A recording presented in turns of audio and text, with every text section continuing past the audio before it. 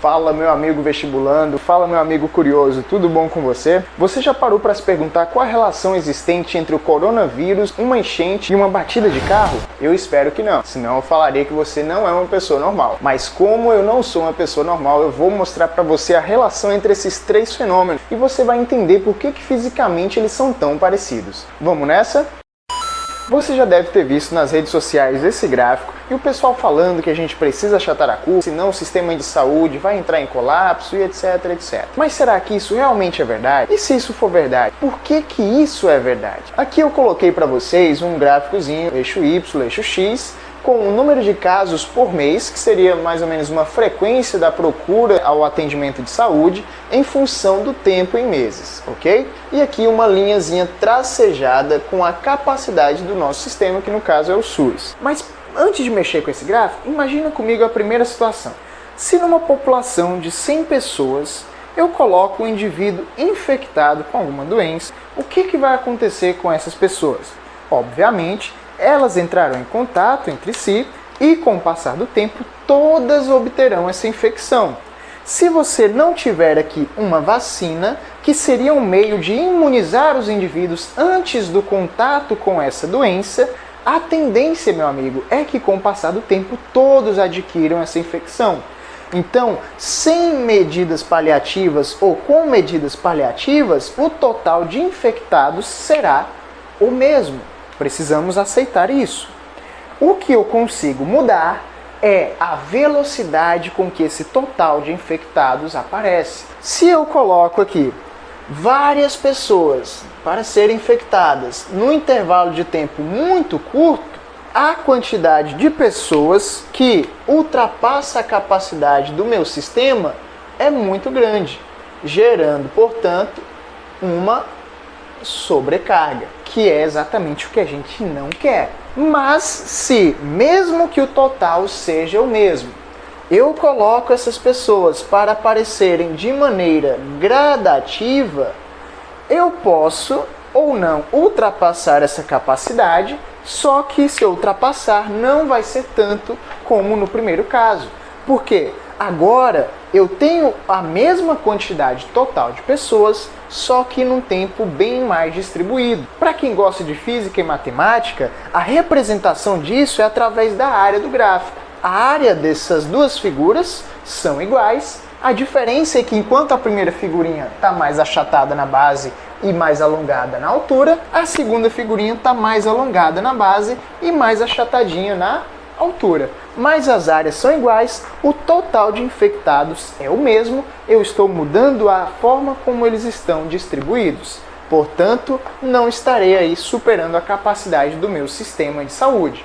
Então, será que é importante ficar em casa, tomar medidas de distanciamento social, fechar fronteiras, aeroportos, etc? Com certeza isso é importante, claro, ponderando até que momento isso atrapalha ou não o sistema de saúde. Mas como é essa aplicação no caso de uma enchente? O que tem a ver, cara, enchente e coronavírus? Não entendi ainda.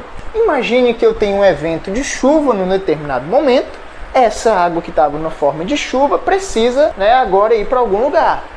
E aí, ela vai para onde? Ela se transforma em escoamento.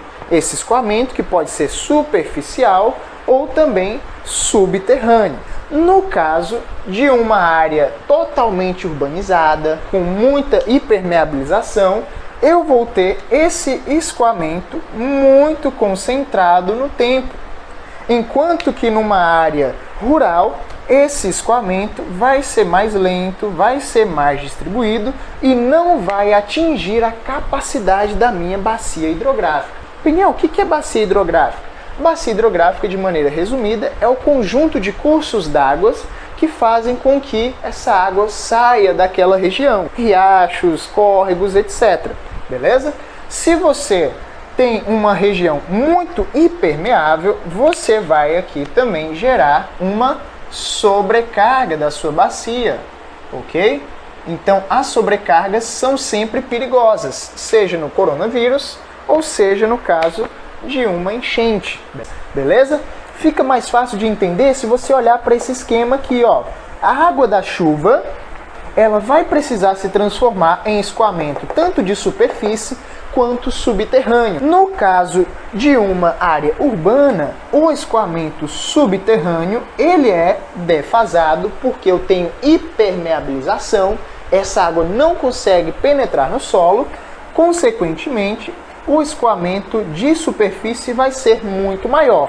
E eu vou ter então essa sobrecarga. Para quem gosta de matemática e física novamente, a área desses gráficos aqui está representando o volume total e novamente a área dessa figurinha vermelhinha é igual à área da figura azul, só muda que uma está mais alongada e a outra está mais achatada. Peniel, e a batida do carro, cara? O que tem a ver? Eu vou começar essa parte fazendo uma pergunta para você. Você prefere receber uma força muito intensa no intervalo de tempo muito curto? Ou você prefere receber uma força bem fraquinha no intervalo de tempo muito grande? Eu espero que você tenha escolhido a segunda opção, até porque o seu corpo, assim como todos os materiais, tem uma capacidade de deformação e se você supera essa capacidade, você vai ter aí os conhecidos traumas. No caso do crânio, você vai ter um TCE, um trauma crânioencefálico. Então, no momento de escolher receber uma batida de um carro, por favor, escolha um carro que tenha airbags. O carro sem airbags vai te dar uma quantidade de força muito concentrada no tempo, podendo ultrapassar a capacidade de deformação do seu crânio, meu amigo.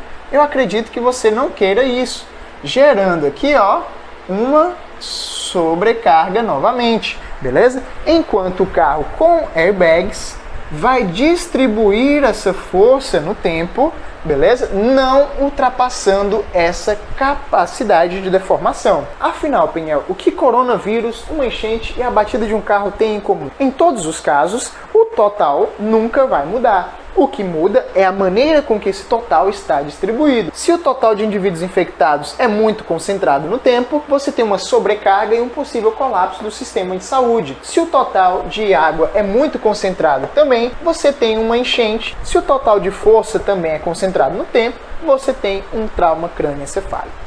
Pessoal, espero que vocês tenham gostado do vídeo. Comentem embaixo o que vocês acharam. Tem alguma dúvida, alguma sugestão para conteúdos futuros? Não esquece de me seguir lá no Instagram que vai ter muita coisa boa ainda pela frente. Falou!